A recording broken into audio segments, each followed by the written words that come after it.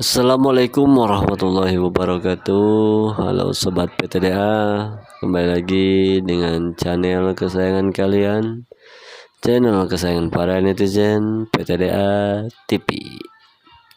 Oke, kita akan melanjutkan tadabbur Quran terjemahan. Baik sobat PTDA, kita masih di surat Al-Baqarah ya, yang artinya sapi betina.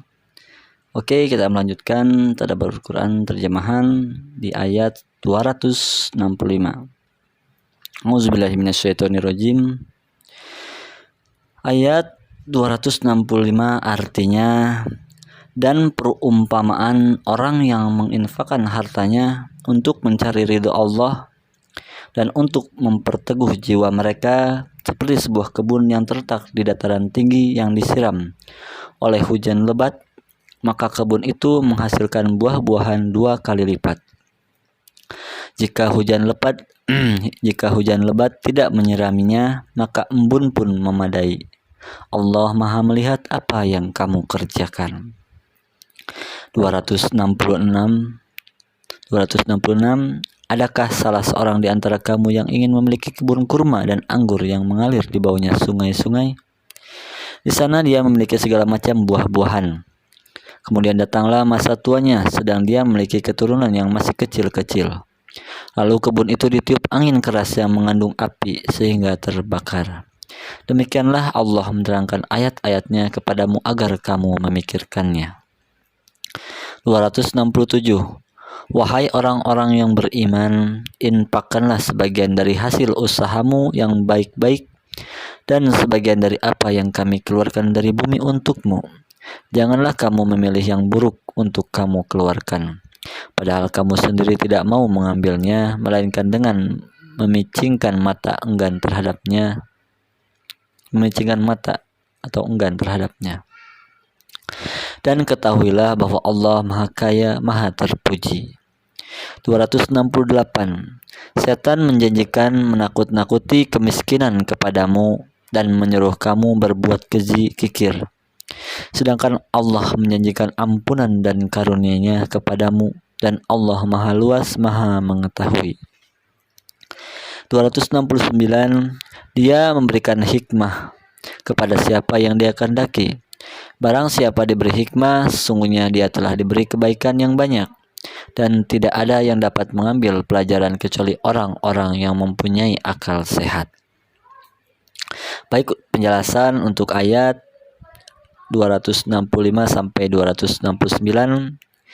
Yang pertama, amal seorang mukmin tidak pernah sia-sia, melainkan diterima oleh Allah dan diperbanyak pahalanya, serta dikembangkan sesuai dengan jerih payah setiap orang yang beramal. Karena itulah di penghujung ayat disebutkan Allah Maha melihat apa yang kamu kerjakan. 2. Imam Bukhari meriwayatkan menurut Ibnu Abbas, makna ayat ini yaitu ada lelaki yang kaya, ia beramal untuk ketaatan kepada Allah, lalu Allah mengirimkan setan untuk mengujinya. Akhirnya ia melakukan perbuatan-perbuatan maksiat hingga menghabiskan semua pahala amal kebaikannya. 3. Ayat ini diturunkan berkenaan dengan kami sebagai kaum Ansor. Kami adalah para pemilik kurma. Sebagian orang dari kami memberikan sedekah dari kurma, banyaknya dan sedikitnya. Sebagian orang yang tidak menyukai kebajikan memberikan sedekahnya pada tandan yang berisi kurma jelek dan terkadang dengan tandan yang sudah pecah. Maka turunlah ayat 267, dan juga ada dalam hadis riwayat Hakim. Yang keempat, yaitu agar kalian kikir dengan harta yang ada di tangan kalian, sehingga kalian tidak menginfakkannya ke jalan yang diridhoi Allah. 5. Hikmah ialah kemampuan untuk memahami rahasia-rahasia syariat agama. Oke, kita lanjutkan. 270. Dan apapun infak yang kamu berikan atau nazar yang kamu janjikan, maka sungguh Allah mengetahuinya, dan bagi orang zalim tidak ada seorang penolong pun. 271. Jika kamu menampakkan sedekah-sedekahmu maka itu baik. Dan jika kamu menyembunyikannya dan memberikannya kepada orang-orang fakir, maka itu lebih baik bagimu dan Allah akan menghapus sebagian kesalahan-kesalahanmu. Dan Allah Maha teliti apa yang kamu kerjakan. 272. Bukanlah kewajibanmu Muhammad menjadikan mereka mendapat petunjuk, tetapi Allah lah yang memberi petunjuk kepada siapa yang Dia kehendaki. Apapun harta yang kamu infakkan, maka kebaikannya untuk dirimu sendiri. Dan janganlah kamu berinfak melainkan karena mencari ridho Allah. Dan apapun harta yang kamu infakkan, niscaya kamu akan diberi pahala secara penuh, dan kamu tidak akan dizalimi, dirugikan. 273. Apa yang kamu infakkan adalah untuk orang-orang fakir yang terhalang usahanya karena jihad di jalan Allah, sehingga dia yang tidak dapat berusaha di bumi. Orang lain yang tidak tahu menyangka bahwa mereka adalah orang-orang kaya karena mereka menjaga diri dari meminta-minta. Engkau Muhammad mengenal mereka dari ciri-cirinya. Mereka tidak meminta secara paksa kepada orang lain. Apapun harta yang baik yang kamu infakkan, sungguh Allah Maha mengetahui. 274. Orang-orang yang menginfakkan hartanya malam dan siang hari secara sembunyi-sembunyi maupun terang-terangan, mereka mendapat pahala di sisi Tuhannya. Tidak ada rasa takut pada mereka dan mereka tidak bersedih hati. Penjelasan untuk ayat 270 sampai 274. Yang pertama, janji untuk melakukan suatu kebajikan terhadap Allah Subhanahu wa taala untuk mendekatkan diri kepadanya baik dengan syarat maupun tidak. 2. Menyembunyikan sedekah lebih utama daripada menampakkannya, karena hal itu lebih jauh dari riya pamer, terkecuali jika keadaan menuntut seorang untuk menampakkan sedekahnya karena ada maslahat yang lebih penting. Misalnya agar tindakannya diikuti oleh orang lain. Bila dipandang dari sudut ini, cara demikian lebih utama. Namun pada asalnya menyembunyikan sedekah itu lebih utama. Abu Dzar bertanya, "Wahai Rasulullah, sedekah apakah yang lebih utama?" Beliau Shallallahu alaihi wasallam menjawab, "Sedekah dengan sembunyi-sembunyi kepada orang fakir atau jerih payah dari orang yang miskin." Terdapat juga dalam hadis riwayat Ahmad. Menurut Imam Hasan Al-Basri, nafkah seorang mukmin untuk dirinya sendiri. Seorang mukmin tidak sekali-kali mengeluarkan nafkah melainkan karena mencari ridho Allah.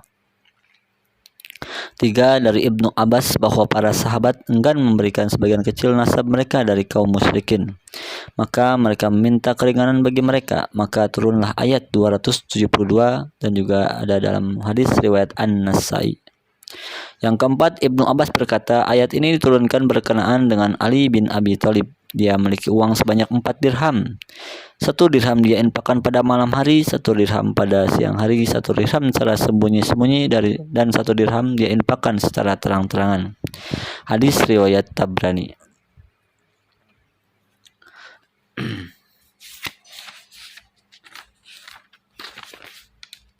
Baik, kita lanjutkan ayat selanjutnya, yaitu ayat 275, yang artinya orang-orang yang memakan riba tidak dapat berdiri melainkan seperti berdirinya orang yang kemasukan setan karena gila. Yang demikian itu karena mereka berkata bahwa jual beli itu sama dengan riba. Padahal Allah telah menghalalkan jual beli dan mengharamkan riba. Barang siapa mendapat peringatan dari Tuhannya, lalu dia berhenti, maka apa yang telah diperolehnya dahulu menjadi miliknya, dan urusannya terserah kepada Allah. Barang siapa mengulangi, maka mereka itu penghuni neraka, mereka kekal di dalamnya. 276. Allah memusnahkan riba dan menyuburkan sedekah. Allah tidak menyukai setiap orang yang tetap dalam kekafiran dan bergelimang dosa. 277. Sungguh orang-orang yang beriman mengerjakan kebajikan, melaksanakan salat dan menunaikan zakat, mereka mendapat pahala di sisi Tuhannya. Tidak ada rasa takut pada mereka dan mereka tidak bersedih hati. 278. Wahai orang-orang yang beriman, bertakwalah kepada Allah dan tinggalkan sisa riba yang belum dipungut jika kamu orang yang beriman. 279. Jika kamu tidak melaksanakannya, maka umumkanlah perang dari Allah dan Rasul-Nya. Tapi jika kamu bertobat, maka kamu berhak atas pokok hartamu. Kamu tidak berbuat zalim, merugikan dan tidak dizalimi, dirugikan. 280. Dan jika orang berhutang itu dalam kesulitan, maka berilah tenggang waktu sampai dia memperoleh kelapangan. Dan jika kamu menyedekahkannya, itu lebih baik bagimu jika kamu mengetahui. 281. Dan takutlah pada hari ketika kamu semua dikembalikan kepada Allah. Kemudian setiap orang diberi balasan yang sempurna sesuai dengan apa yang telah dilakukannya. Dan mereka tidak dizalimi, dirugikan. Maaf, itu untuk ayat 281 ya, takutnya tadi nggak kesebut. Baik, penjelasan untuk ayat 275 sampai 281. Yang pertama, dengan kata lain, tidak sekali-kali mereka bangkit dari kuburnya pada hari kiamat nanti, melainkan seperti orang gila yang terbangun pada saat mendapat tekanan penyakit dan setan merasukinya. Hal ini menunjukkan bahwa kondisi berdiri mereka pada saat itu sangat buruk. 2, yaitu dengan cara ada kalanya Allah melenyapkan riba secara keseluruhan dari tangan pelakunya, atau ada kalanya dia mencabut berkah hartanya sehingga ia tidak dapat memanfaatkannya, melainkan menghilangkannya di dunia, dan kelak di hari kiamat dia akan menyiksanya. 3, ayat ini diturunkan berkenaan dengan Bani Amir bin Auf dari Sakif dan Bani Mughirah. Bani Mughirah menggunakan sistem riba kepada Bani Sakif. Ketika Allah mengutus Rasulnya dengan membawa Islam ke Mekah, saat itu riba dihentikan di sana. Bani Amir dan Bani Mughirah datang kepada Itab bin Usaid yang memegang kewenangan Mekah. Bani Mughirah berkata, apakah kami akan menjadi orang paling celaka dengan riba yang kami lakukan, dan riba yang dilakukan selain kami diperbolehkan? Bani Amir berkata, kami diperbolehkan melakukan riba. Maka Itab mengirim surat kepada Nabi Shallallahu Alaihi Wasallam, lantas turunlah ayat 278 di atas.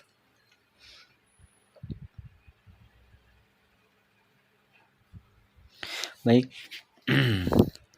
kita lanjutkan ke ayat selanjutnya, yaitu ayat 282.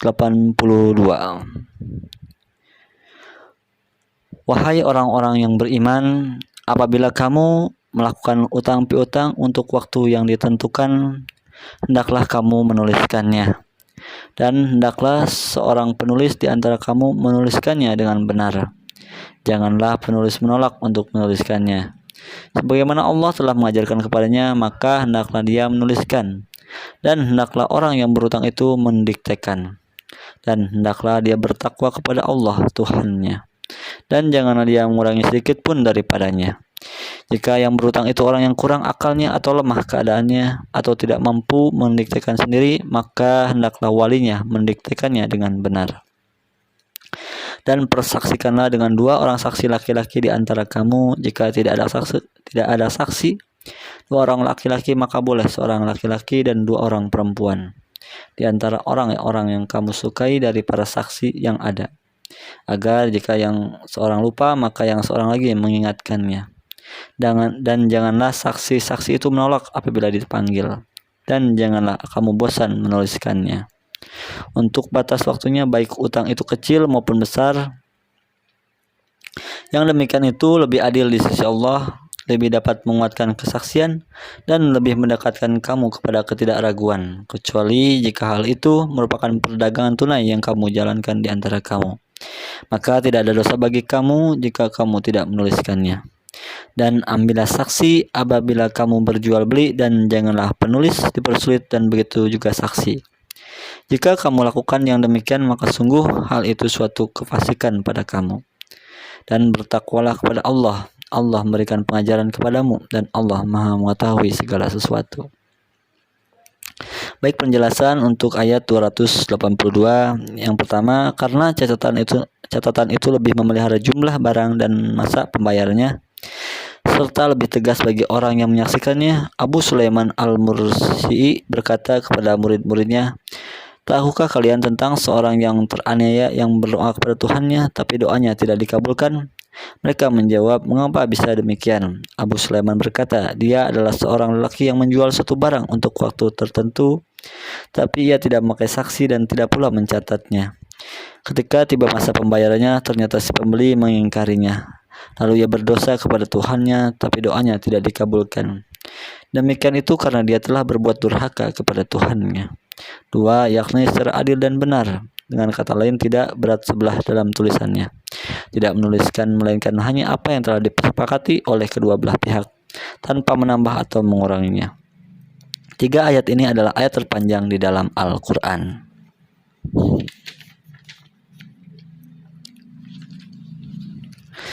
Baik, kita lanjutkan untuk ayat selanjutnya. 283, yang artinya, "Dan jika kamu dalam perjalanan sedang kamu tidak mendapat seorang penulis, maka hendaklah ada barang jaminan yang dipegang. Tapi jika sebagian kamu mempercayai sebagian yang lain, hendaklah yang dipercayai itu menunaikan amanatnya, hutangnya, dan hendaklah dia bertakwa kepada Allah Tuhannya. Dan janganlah kamu menyembunyikan kesaksian, karena barang siapa menyembunyikannya sungguh hatinya kotor berdosa. Allah Maha mengetahui apa yang kamu kerjakan." 284, "Milik Allah lah apa yang ada di langit dan apa yang ada di bumi. Jika kamu nyatakan apa yang ada di dalam hatimu atau kamu sembunyikan, niscaya Allah memperhitungkannya tentang perbuatan itu bagimu. Dia mengampuni siapa yang Dia kehendaki dan mengazab siapa yang Dia kehendaki. Allah Maha Kuasa atas segala sesuatu." 285, "Rasul Muhammad beriman kepada apa yang diturunkan kepadanya Al-Quran dari Tuhannya. Demikian pula orang-orang yang beriman. Semua beriman kepada Allah, malaikat-malaikatnya, kitab-kitabnya, dan rasul-rasulnya. Mereka berkata, kami tidak membeda-bedakan seorang pun dari rasul-rasulnya. Dan mereka berkata, kami dengar dan kami taat. Ampunilah kami ya Tuhan kami, dan kepadamu tempat kami kembali." 286, Allah tidak membebani seorang melainkan sesuai dengan kesanggupannya. Dia mendapat pahala dari kebajikan yang dikerjakannya, dan dia mendapat siksa dari kejahatan yang diperbuatnya.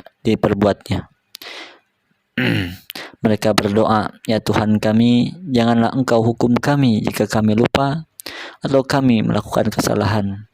Ya Tuhan kami, janganlah Engkau bebani kami dengan beban yang berat, sebagaimana Engkau bebankan kepada orang-orang sebelum kami. Ya Tuhan kami, janganlah Engkau pikulkan kepada kami apa yang tidak sanggup kami memikulnya. Maafkanlah kami, ampunilah kami, dan rahmatilah kami. Engkaulah pelindung kami, maka tolonglah kami menghadapi orang-orang kafir. Penjelasan untuk ayat 283 sampai 286. Yang pertama, yaitu yang menuliskannya buat kalian, atau menurut Ibnu Abbas mereka memperoleh penulis tapi tidak menemukan kertas atau tinta atau pena.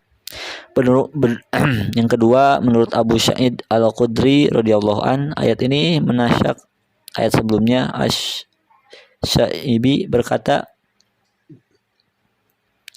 apabila sebagian dari kalian percaya kepada sebagian yang lain, maka tidak mengapa jika kalian tidak melakukan catatan atau tidak mengadakan persaksian.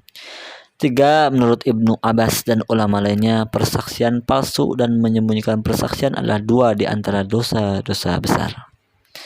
Shadaqallahul Adzim. Oke, Sobat PTDA, alhamdulillah kita telah menyelesaikan tadabbur Quran surat Al-Baqarah, dan di next video kita akan melanjutkan untuk surat selanjutnya. Surat apa itu? Silahkan komentar, tulis di komentar di bawah jika kawan-kawan mengetahuinya, dan jika kawan-kawan lupa silahkan buka mushaf Al-Qur'annya, surat apa setelah surat Al-Baqarah. Oke, itu saja buat PTDA.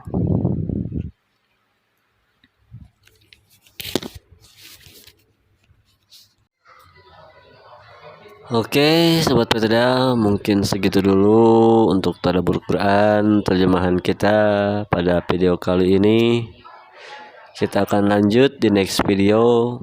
Jangan lupa like sebanyak-banyaknya jika kalian suka dengan konten-konten kami, khususnya video tadabbur Quran pada kali ini. Lalu juga jangan lupa di-share jika menurut sobat PTDA TV konten ini bermanfaat, dan juga jangan lupa subscribe karena subscribe itu gratis.